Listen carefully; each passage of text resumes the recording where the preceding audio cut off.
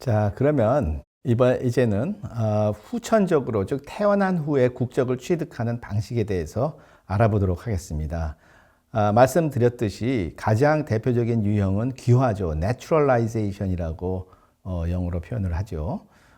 다른 나라의 국민이 될 것을 지망해서 그 나라로부터 국적을 취득하는 것으로 이 정의가 되는데, 한국의 그 법률 용어 사전을 보면은 귀화를 한 번도 그 국가의 국민이 되었던 적이 없는 사람이 그 국적을 취득하는 것이라고 이렇게 정의를 해놓은 경우를 볼 수가 있습니다. 한 번도 대한민국 국민이 된 적이 없는 사람이어야 한다라는 그러한 규정인데, 왜 그러냐 하면은 대한민국은 그 국적 회복이라는 제도를 또 따로 두고 있거든요. 그래서 과거의 국민이었던 사람이 다시 국적을 취득을 하는 것을 국적 회복이라고 하기 때문에, 그 국적 회복이라는 다른 절차를 두고 있기 때문에 귀화는 한 번도 대한민국 국민이었던 적이 없는 사람에게 적용이 되는 그와 같은 경로입니다. 그래서 그렇게 정의를 하고 있는데, 법제에 따라서는 어떤 나라는 그 귀화 제도를 통해 가지고선 사실은 그 과거의 국민이었던 사람도 다시 국적을 취득하는 그러한 경로를 정해놓고 있기도 하거든요. 그렇기 때문에 귀화가 뭐 이 한국의 법제를 떠나 가지고선 일반적인 용어로서의 귀화를 정의한다 그러면은 한 번도 국민이었던 적이 없는 사람에게만 적용이 되는 것으로 꼭 정의할 필요는 없는 것이 되겠습니다. 아까 말씀드린 대로 수반 취득은 그 미성년 자녀가 부 또는 모와 함께 국적을 취득하는 것으로서 대한민국의 경우에는 귀화 또는 국적 회복을 신청할 때 함께 신청해서 부 또는 모와 함께 국적을 취득하는 것으로 정의를 하고 있습니다. 인지는 아까 말씀드린 대로 그 혼인 외의 출생자가 혈통에 의해서 국적을 취득하기 위한 방법인데, 이 인지는 그렇기 때문에 지금 여기서는 이제 태어나면 후천적 국적 취득의 한 방법이 되겠죠. 그러니까 태어난 후에 인지를 거쳐야지만 이제 국적을 취득하게 되는 그런 사람들에게 경우에 그렇게 국적을 취득하는 것이기 때문에, 다만 태아인지라는 것도 있기는 있습니다. 그래서 태아인 상태에서 인지를 하게 되면은 바로 태어날 때 이미 그 혈통이 확인이 된 상태이기 때문에 그 바로 국적을 취득하는 경우가 되겠죠.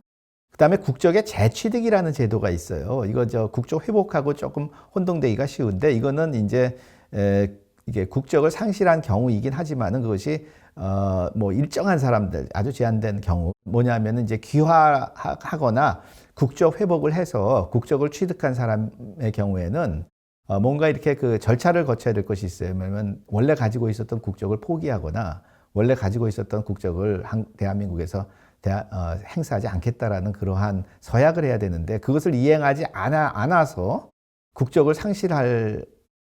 그것을 이행하지 않으면 국적을 상실하거든요. 그 경우에 좀 1년 내에 원래 가지고 있었던 국적을 다시 포기하면은 국적을 다시 이제 회복해주는, 이건 국적 회복과는 조금 다른, 국적 회복의 크게 보면은 그 일부지만은 별도로 국적의 재취득이라는 그런 규정을 두고서 다루고 있는 것이죠. 그 다음에 이제 국적 판정이 있는데, 이것은 이제 국민과 동포를 다룬 그 강의에서 설명을 드린 바가 있습니다. 국적의 취득이나 보유 여부가 분명하지 않은 경우에 이 사람이 정말 국적을 보유하고 있는 사람인가라는 것을 확인하는 절차, 사실을 확인하는 그러한 절차인 것이죠. 그래서 이것은 국적을 새롭게 취득하는 방식은 아닙니다. 그렇지만은 국적 판정을 통해서 대한민국 국민으로서 비로소 인정을 받는 그러한 이 북한 이탈 주민이라든가 이런 분들의 경우에는 사실 그때부터 대한민국 국민으로서 현실적으로 이제 생활을 할 수 있는 것이기 때문에, 이것은 국적을 취득하는 방식은 아니지만은 뭐 귀화 국적 회복과 비슷하게 이렇게 같이 취급을 해서 설명을 하는 경우가 많이 있습니다. 그다음에 국적을 자동으로 취득하는 경우도 있었어요. 1998년 국적법 개정하기 전에는 대한민국 국민의 처가 되는 사람은 국적을 자동 취득했습니다. 그러니까 대한민국 국민과 결혼을 하는 외국인 여성의 경우에는 결혼과 더불어서 그 국적을 자동으로 취득을 했다는 것이죠. 1998년 국적법 개정 전에는 역시 또 국적을 취득하는 사람의 처는 본국법에 반대 규정이 없는 한 남편과 같이 국적을 취득한다. 그러니까는 둘 다 미국인 여성인데 남편이 국적을 취득했어요. 그러면은 남편과 동시에 이 여성도 같이 국적을 취득하게 되는 것이죠. 98년 국적법 개정 전에는 그 미성년 자녀의 경우에도 그 부모가 국적을 취득하게 되면은 그냥 자동적으로 본인도 본국법에 반대 규정이 없는 한 본인도 그냥 자동적으로 국적을 취득했다는 것이죠. 이러한 제도는 그 여성차별 철폐협약이 규정하고 있는 그 여성의 국적을 결정할 수 있는 권리, 그리고 차별, 특히 이것이 이 남성이 여성과, 그러니까는 외국인 남성이 국민의 여성과 결혼을 할 때는 적용이 되지 않고, 외국인 여성이 국민의 남성과 결혼을 할 때만 적용이 되는 뭐 이런 것이기 때문에 여성의 국적이 남편에 따라간다라는 그러한 원칙이기 때문에 이거는 성차별이 되는 것이죠. 그래서 여성차별 철폐협약, 그리고 미성년 자녀의 경우에는 아동권리협약에 반한다, 이런 이제 해석이 뭐 분명하게 나옵니다. 그래서 지금은 이제 이 제도를 가지고 있지 않죠. 1998년 국적법 개정을 통해 가지고선 이와 같은 성차별, 그리고 아동의 권리 침해, 이것은 다 제거가 됐습니다. 그래서 지금 이제 대한민국 국적법상 이제 그 가장 대표적으로 그 국적을 취득하는 후천적으로 국적을 취득하는 유형은 귀화인데, 이 귀화에는 또 세 가지가 있습니다. 일반 귀화, 간이 귀화, 특별 귀화. 그리고 대한민국에 귀화하려면은 귀화 허가를 얻어야 합니다. 이게 국가가 허가를 해줘야 되는 사항인 것이죠. 이제 국적법 제4조에서는 이렇게 규정을 하고 있습니다. 대한민국 국적을 취득한 사실이 없는 외국인은 법무부 장관의 귀화 허가를 받아서 대한민국 국적을 취득할 수 있다. 그러면 일반 귀화는 어떤 사람들이 하는 것이냐? 5년 이상 계속해서 대한민국에 주소를 두고 있을 것, 그리고 대한민국의 그 국적 일반 귀화 허가를 신청할 때 영주 자격을 가지고 있어야 한다는 것이죠. 그 다음에 대한민국의 민법상 성년일 것, 그 다음에 법령을 준수하는 등의 법무부령으로 정하는 품행 단정의 요건을 갖출 것. 그러니까 품행이 단정해야 된다. 어떤 경우에 품행이 단정하느냐? 그것은 이제 국적법 시행 규칙에 뭐 유형 몇 가지를 두고 있습니다. 요건을. 그리고 자신의 자산이나 기능에 의하거나 생계를 같이 하는 가족에 의존해서 생계를 유지할 능력이 있을 것.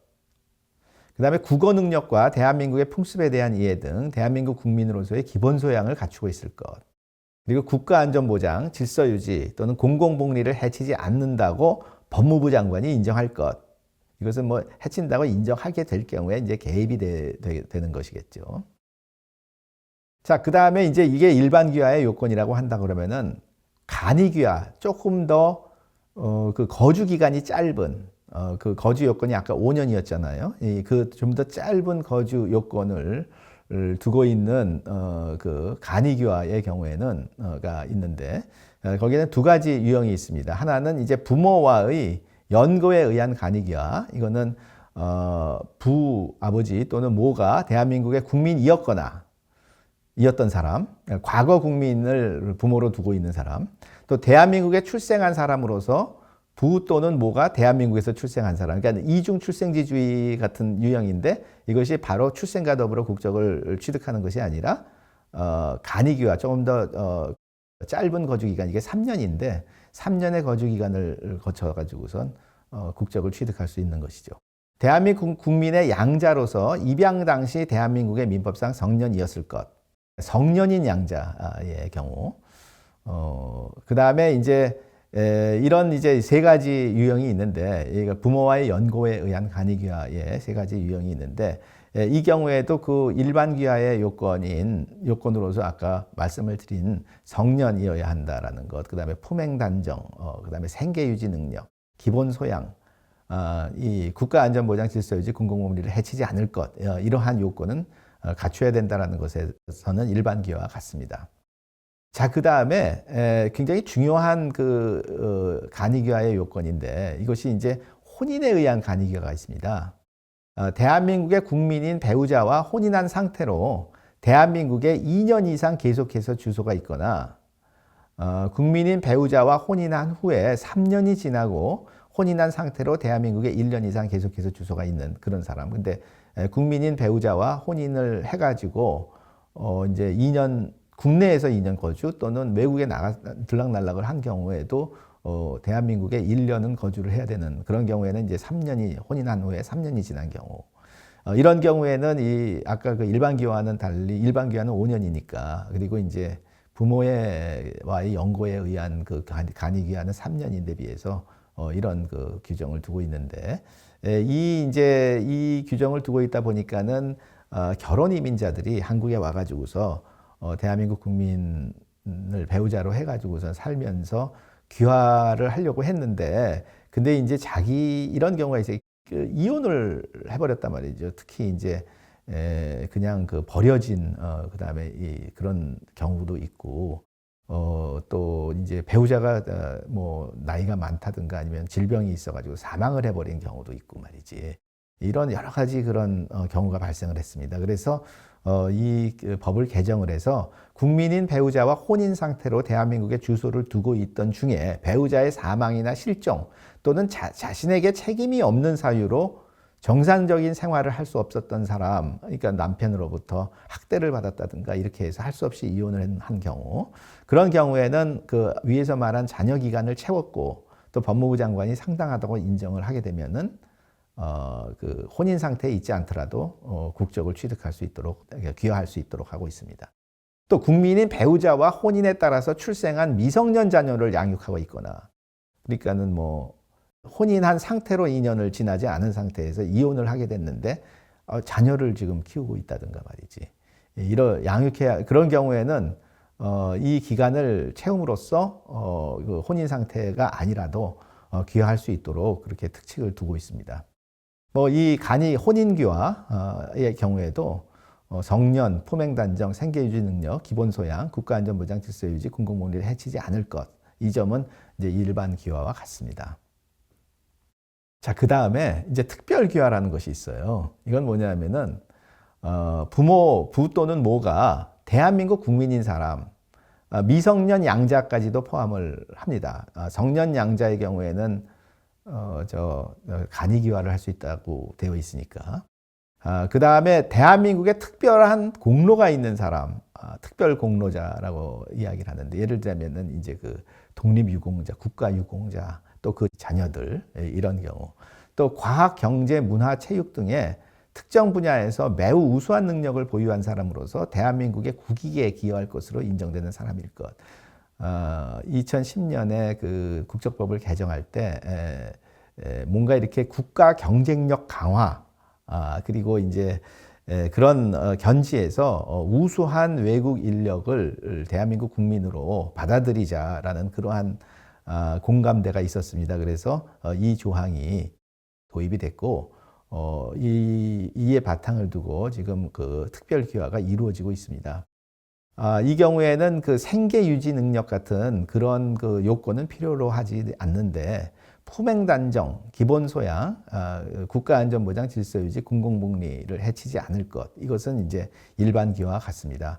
그 우수 인재의 경우에는 사실상 심사를 할 때 그 생계 유지 능력을 뭐 본다기보다는 그 사람의 이 대한민국 국익에 기여할 것이냐라는 것을 판단하는 기준으로서 어느 정도의 그 경제적인 뭐 급여를 받고 있는지 이런 것들을 사실 고려를 합니다. 그래서 뭐 그것을 생계유지 능력을 요건으로 하는 것과는 조금 다르지만은 그것은 이제 능력이나 국익 기여도를 판단하는 그러한 기준으로서 고려를 하기는 합니다. 그것을 말씀드리고 싶습니다. 그 다음에 이제 국적 회복은 그런 어떤 요건을 거쳐서 하느냐. 국가나 사회에 위해를 끼친 사실이 없을 것, 품행이 단정할 것, 병역을 기피할 목적으로 대한민국 국적을 상실하는 또는 이탈하지 않았을 것. 사실 병역을 기피할 목적으로 외국 국적을 취득함으로써 대한민국 국적이 상실됐다가 나중에 다시 대한민국 국적을 회복하겠습니다. 이렇게 되면 그런 경우는 안 해준다 이거죠. 국가안전보장, 질서유지 또는 공공복리를 해치지 않을 것으로 인정받을 것. 자, 여기서 이제 그 귀화하는 다른 것은 뭐냐면은 일정 기간 거주해야 되는 그 요건이 없죠. 그 다음에 또 없는 것은 생계 유지 능력, 이것이 요구되지 않죠. 그다음 국민으로서의 기본 소양을 판단하는 무슨 그런 요건은 없죠. 그 점에서 이제 기화와는 다릅니다. 기화를 하기 위해서는 절차를 거치는데 이제 신청을 하죠. 그러면 이제 서류에 무슨 제대로 기재가 잘 되어 있느냐 이런 걸 보고, 그다음에 신원 조회를 하고, 그 사람이 범죄 경력이 있느냐라는 것을 조회하고, 그다음에 그 사람이 이 진정 대한민국 국민으로서 이 정착할 여러 가지 그런 준비가 되어 있는지를, 그런 어떤 동향을, 체류 동향을 조사를 합니다. 그리고 이제 그 시험을 거치게 되는데, 귀화 적격 시험하고 그다음에 면접을 거치게 되는데, 지금 사회통합 프로그램이라는 것이 지금 운영되고 있습니다. 법무부에서 그런 프로그램을 개발해서 운영을 하고 있어서 이 귀화용이 있고 영주용이 있습니다. 그래서 이 귀화용 사회통합 프로그램이 요구하는 그 프로그램의 일환으로서 실시하는 그 종합평가가 있는데, 그 종합평가를 통해서 한국어 능력하고 한국사회 이해 등의 국민으로서의 기본 소양을 평가합니다. 그리고 면접 심사가 있는데, 면접에서는 한국어 능력 및 국민으로서의 자세, 자유민주적 기본 질서에 대한 신념, 이런 것들을 묻습니다. 애국가를 불러보라든가 이런 것을 하기도 합니다. 이렇게 해서 이제 국민의 기본 요건을 심사하는 것을 목적으로 하고 있습니다. 그래서 이런 것들을 이제 통과한 경우에 귀화 허가가 나오는데, 귀화 허가를 받게 되면은 국민 선서를 합니다. 나는 자랑스러운 대한민국 국민으로서 대한민국의 헌법과 법률을 준수하고 국민의 책임과 의무를 다할 것을 엄숙히 선서합니다. 이렇게 선서를 하고 귀화 증서를 수여받습니다. 이렇게 이 절차가 끝나야 비로소 대한민국 국민이 되는 것입니다. 국조 회복의 절차도 뭐 비슷한데, 신청, 그다음에 동양 심사들, 여러 가지 심사. 여기는 물론 시험이나 면접은 없죠. 그렇게 해가지고선 국조 회복이 되고, 그 다음에 이제 국민 선서 및 국조 회복 증서 수여, 이거는 귀화하고 마찬가지입니다. 자, 그 다음에 귀화한 사람, 또 국조 회복한 사람의 경우에는 그 원래 가지고 있었던 그 국적을 포기를 해야 됩니다. 국적 취득 후 1년 내에 그간 가지고 있었던 외국 국적을 포기하지 않으면 대한민국 국적을 상실하게 됩니다. 자, 그런데 여기에는 예외가 있습니다. 외국 국적, 원래 가지고 있었던 그 외국 국적을 포기하지 않더라도 그 외국 국적을 행사하지 않겠다라는 서약을 하게 되면은 그 국적 포기를 하지 않더라도 이 대한민국 국적이 상실되지 않는 그러한 예외를 두고 있습니다. 그 예외에 해당하는 사람은 어떤 사람이냐? 국민과 혼인한 상태에서 혼인을 이유로 간이귀화 허가를 받은 사람, 아까 자기에게 귀책 사유가 없는 사유로 인해 가지고서 혼인을 계속할 수 없는 그런 경우라든가, 아니면 단지 미성년 자녀를 키우고 있다는 이유로 간이귀화하는 그런 경우가 아니라 국민과 혼인한 상태로 2년 또는 혼인한 상태로 3년이 지나면서 외국에서 혼인한 상태에서 이제 그 국내에 2년 거주한 사람, 또 혼인한 상태로 이제 1년 이상, 3년 이상 혼인한 상태에서 1년 이상 국내에 거주한 사람, 이 경우에는 이 혼인을 이유로 간이귀화 허가를 받을 때 그 외국 국적 불행사 서약만으로도 가능합니다. 또 특별 공로자, 또 우수 인재로서 특별 귀화 허가를 받는 사람, 또는 특별 귀화 허가, 또는 국적 회복 허가를 받은 사람, 이제 국적 회복을 하는 그 동포 중에서도 이 특별 공로, 또 그 우수 인재, 특히 이제 우수 인재의 경우에 많은 경우는 이제 미국으로 유학을 갔다가 거기서 귀화를 해가지고 우선 국적을 상실을 했다가 다시 이제 대한민국 국적을 회복하는 그런 사람들인데, 그 경우에 국적 회복의 그 이유로서 그 우수 인재로서 국적 회복 허가를 받는 경우가 많이 있단 말이죠. 그 절대수가 많지는 않습니다만은 그런 우수 인재 국적 취득의 어떤 통계를 보면은 그 귀화뿐만이 아니라 국적 회복도 상당히 있습니다. 그래서 이제 그 경우에는 그 외국 국적 불행사 서약만으로 원국적 포기를 대신할 수가 있습니다. 또 미성년 시에 해외에 입양이 되어서 외국 국적을 취득한 후에 국적을 회복한 사람, 한국이 굉장히 많은 아동을 해외에 입양시켰습니다. 그 인구 대비 그 해외 입양 사례가 전 세계적으로 굉장히 많은 나라에 이 해당이 되는데 그렇게 해외로 입양 간 사람들이 나중에 다시 그 연고를 찾아서 뿌리를 찾아서 대한민국에 돌아오는 그러한 사례가 많이 있습니다. 그리고 그런 경우에 대한민국 국적을 다시 회복하고 싶어 하는데 입양되어 가서 현지에서 그 거주국 국적을 이미 취득한 상태에서 다시 대한민국 국적을 취득하는 사람에게 너 원국적을 포기하라 이렇게 요구하는 것은 가혹한 것이죠. 그래서 그 경우에도 외국 국적 불행사 서약만으로서 국적 포기를 대신할 수가 있습니다.